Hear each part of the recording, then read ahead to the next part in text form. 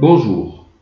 Dans cet exercice, on donne un cube ABCD EFGH.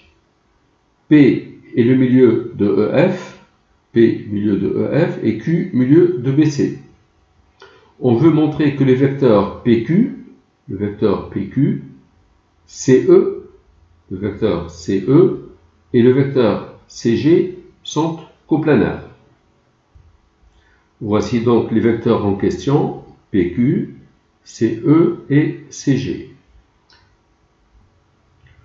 Pour cela, on peut par exemple essayer d'exprimer le vecteur PQ en combinaison linéaire de CE et CG. Si je trouve que le vecteur PQ s'écrit en combinaison de CE et CG, ça voudra dire que les vecteurs sont coplanaires. Et c'est ce qu'on va faire. Je calcule le vecteur PQ. En fait, les points qui nous intéressent, c'est P, que voici, Q, C, E et G. C, G et E. Voici donc les points qui nous intéressent. Donc, on va essayer de trouver une relation vectorielle entre PQ, CE et CG. Le vecteur PQ, on va écrire que c'est le vecteur PE plus EC plus CQ. On va utiliser les points en rouge. Donc PQ, c'est PE plus EC plus CQ.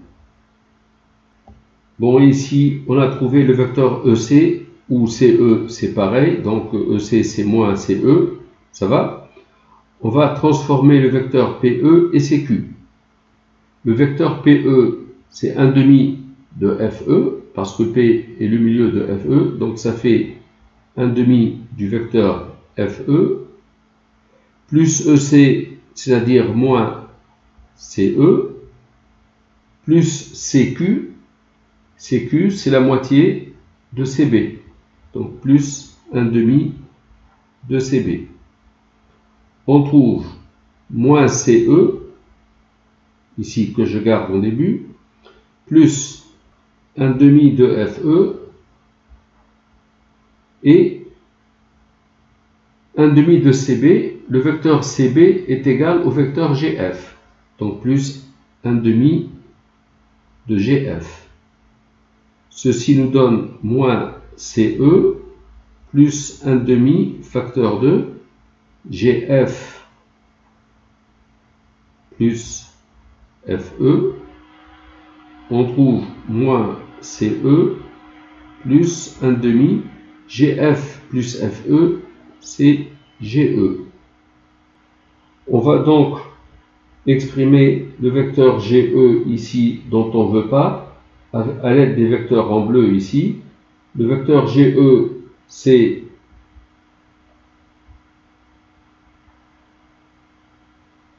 GC plus CE. GC plus CE. On trouve moins CE plus 1/2 de GC. Alors 1/2 de GC, c'est moins 1/2 de CG. Donc moins 1/2 de CG plus 1/2 de CE. Et voilà, on trouve finalement le vecteur PQ qui est égal moins CE plus 1/2 de CE, c'est moins 1/2 de CE et moins 1/2 de CG. Donc je trouve le vecteur PQ qui est combinaison linéaire de CE et de CG. Conclusion, les vecteurs PQ, CE et CG sont coplanaires.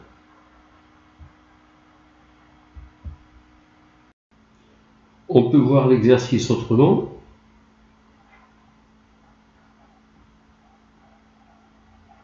Eh bien, on considère O le centre du carré EFGH, donc O est le milieu de EG, milieu de HF aussi. je considère R le milieu de HG, alors O est le milieu de PR. Et le vecteur PO est égal à 1 demi de PR. Comme le vecteur PR est égal à FG et que FG est égal à BC, ça fait 1 demi de BC. Et 1 demi de BC, c'est le vecteur QC. Et par suite, PO égale QC, c'est-à-dire POCQ est un parallélogramme.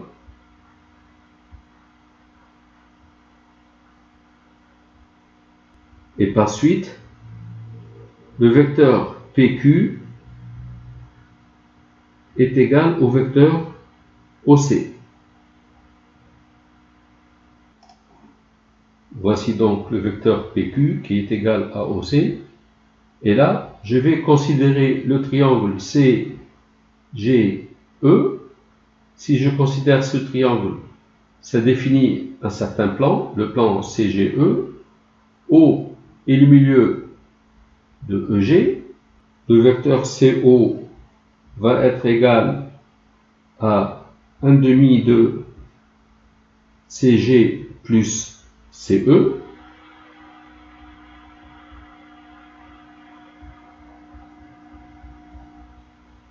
Parce qu'on sait que si on prend un triangle ABC, I milieu de BC, on a toujours le vecteur AI, c'est 1 demi de AB plus AC. Cette propriété, je l'utilise ici. Je l'utilise dans le triangle CEG. Au milieu de EG, le vecteur CO, c'est 1 demi de CG plus CE. Eh bien, comme le vecteur CO est égal à QP, on trouve QP égale 1 demi de CG plus CE. En multipliant par moins 1, le vecteur PQ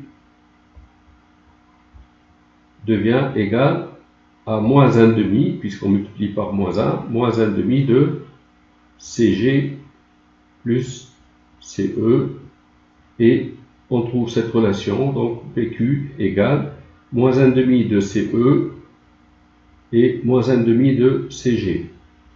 Les trois vecteurs PQ, CG et CE sont bien coplanaires.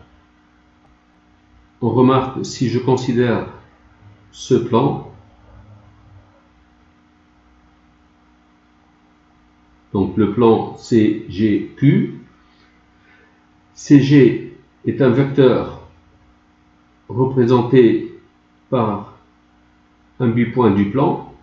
Le vecteur CO est un vecteur représenté par un bipoint du plan.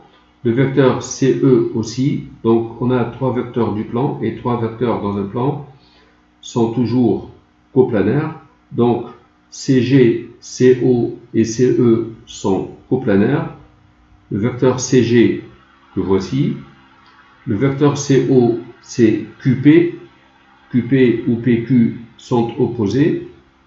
Donc CE que voici, ces trois vecteurs sont coplanaires. Voilà. L'exercice peut être traité aussi d'une manière analytique. On peut considérer dans l'espace le repère d'origine A, de vecteurs de base AB,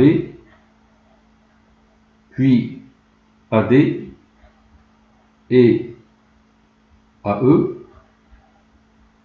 On va chercher les composantes des vecteurs bleus ici, PQ, CE et CG. Alors, le point P, c'est coordonnées l'abscisse P est le milieu de EF, l'abscisse ici c'est 1 demi, l'ordonnée c'est 0 et la cote c'est 1. Le point Q, c'est coordonnées eh bien, l'abscisse, c'est 1, l'ordonnée, c'est 1,5, et la cote, c'est 0. Le point C, ses coordonnées, c'est 1, 1, puis 0. Le point E, ses coordonnées, c'est 0, 0, 1. Et enfin, G, ses coordonnées, c'est 1, 1, 1.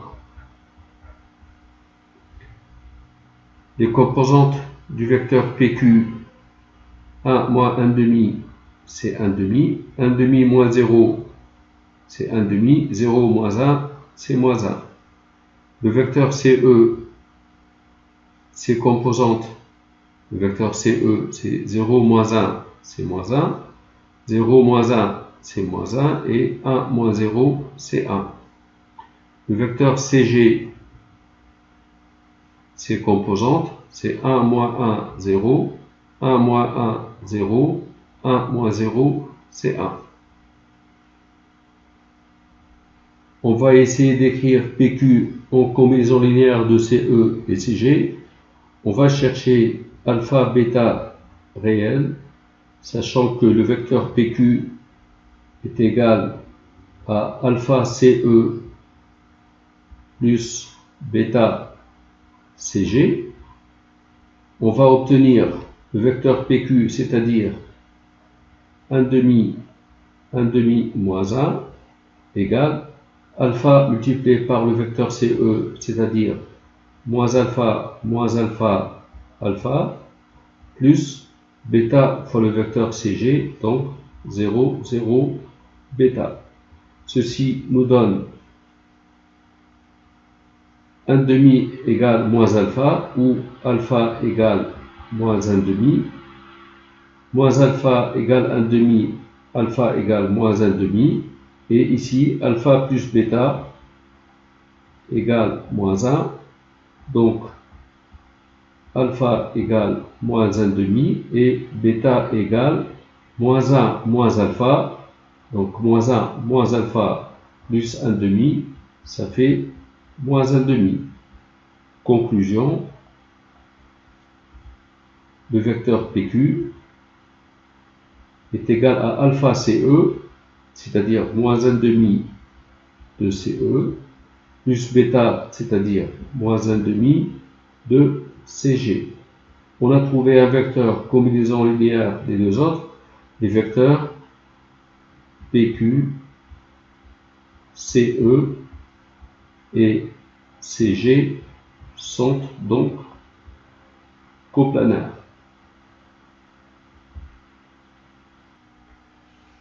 Je voudrais remarquer que si on ne trouve pas PQ combinaison linéaire de CE et CG, ça ne veut pas dire que les vecteurs ne sont pas coplanaires. J'explique.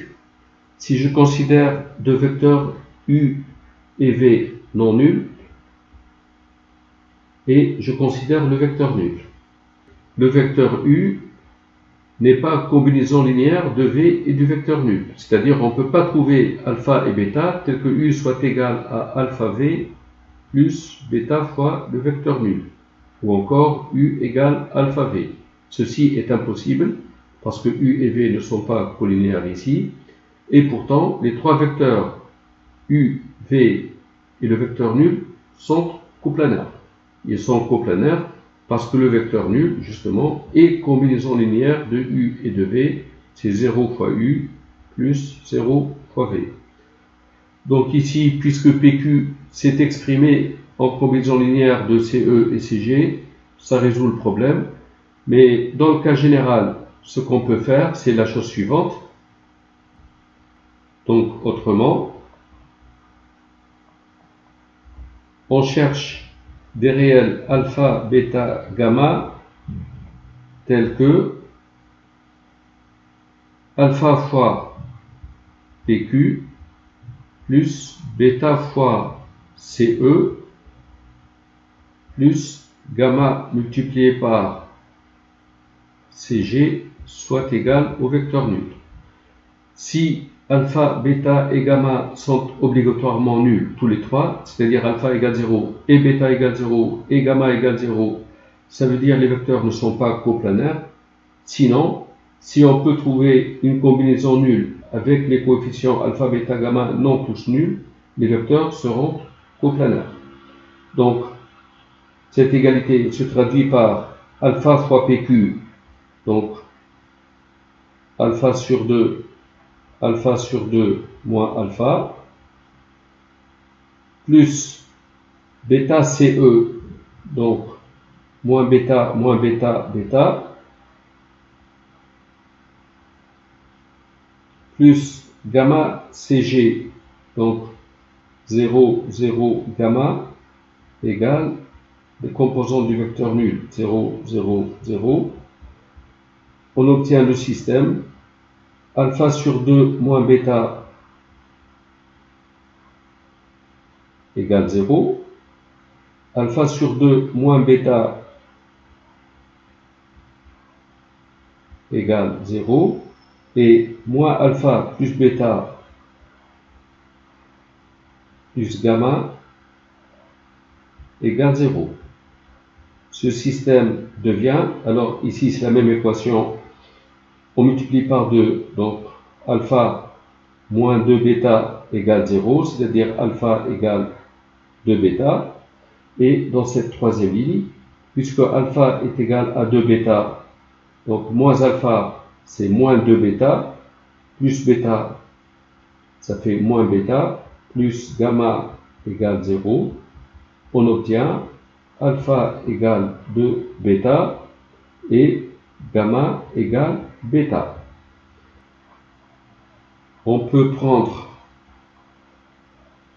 par exemple bêta égale 1. Dans ce cas, on obtient pour bêta égale 1, alpha c'est 2 bêta, alpha c'est 2 bêta, c'est égal à 2, et gamma égale bêta, gamma c'est 1. Ceci nous donne alpha fois PQ, alpha c'est 2, donc 2 fois PQ, plus bêta CE, donc plus CE, plus gamma CG, donc plus CG, égale vecteur nul. On trouve une combinaison linéaire de ces trois vecteurs nuls avec les coefficients non tous nuls. Les vecteurs PQ, CE et CG sont coplanaires.